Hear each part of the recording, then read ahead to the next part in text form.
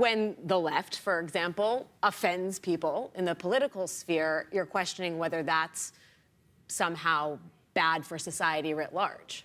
Well, I'm concerned about, I think that those two issues are somewhat separate. I'm concerned about the dialogue in the United States around the presidency. Hello everybody, welcome back to the Political Trends YouTube channel. In today's video, we'll be looking at the times where Jordan Peterson was left speechless.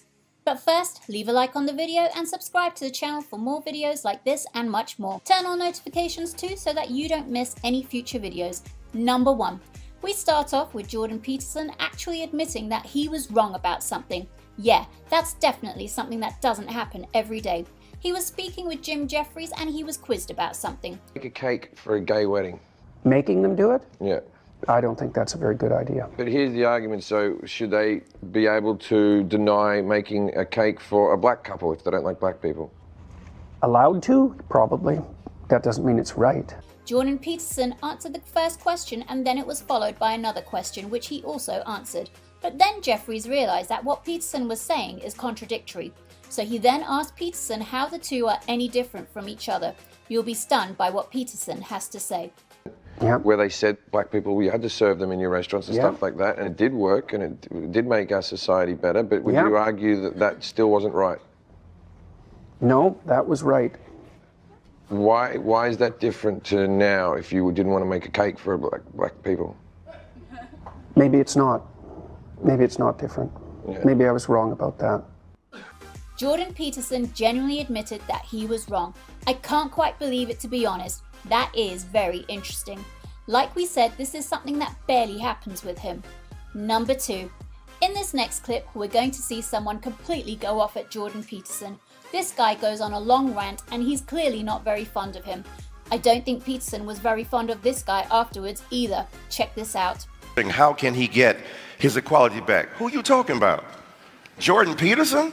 Trending #1 on Twitter? Jordan Peterson with an international bestseller? I want him to tweet something out about me in my book. Jordan Peterson, right? This is what I'm saying to you. Why the rage, bruh?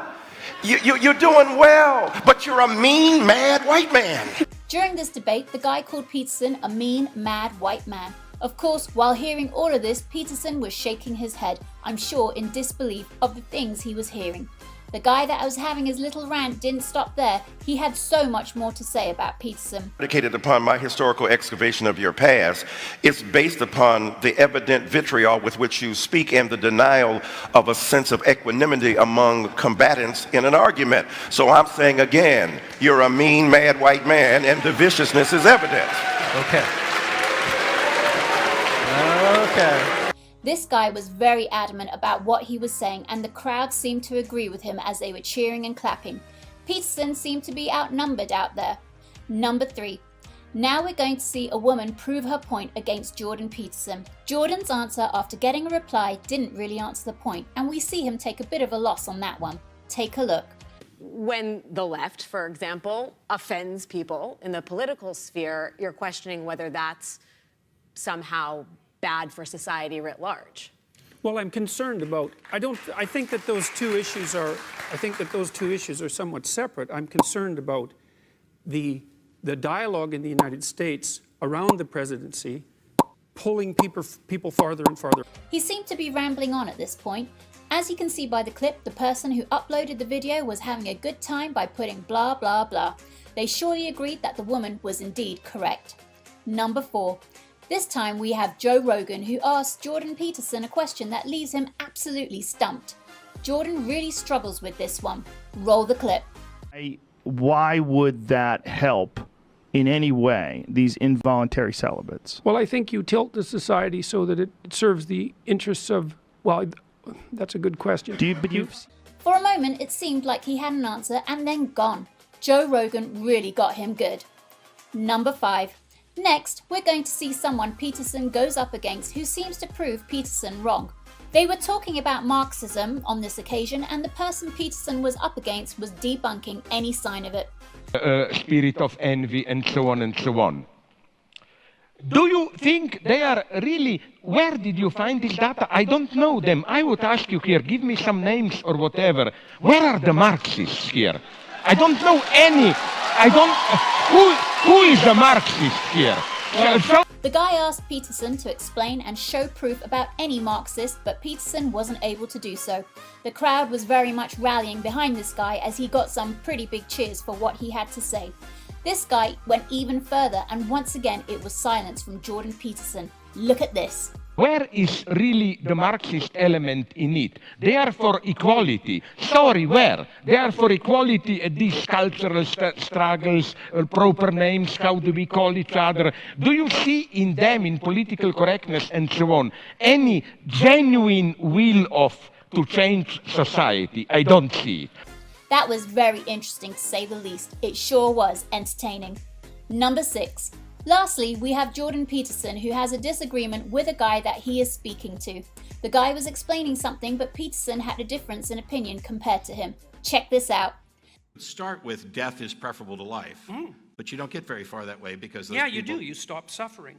You just die. Yes. Right, so you can start with the presupposition. Except that when you're dead, you're not being, so there's no well-being. No, well, that's... The guy tried to prove him wrong, and he ended up doing exactly that. The crowd was cheering, and Peterson looked dejected at that point, head down and shaking his head. That's a very rare sight if I have ever seen one.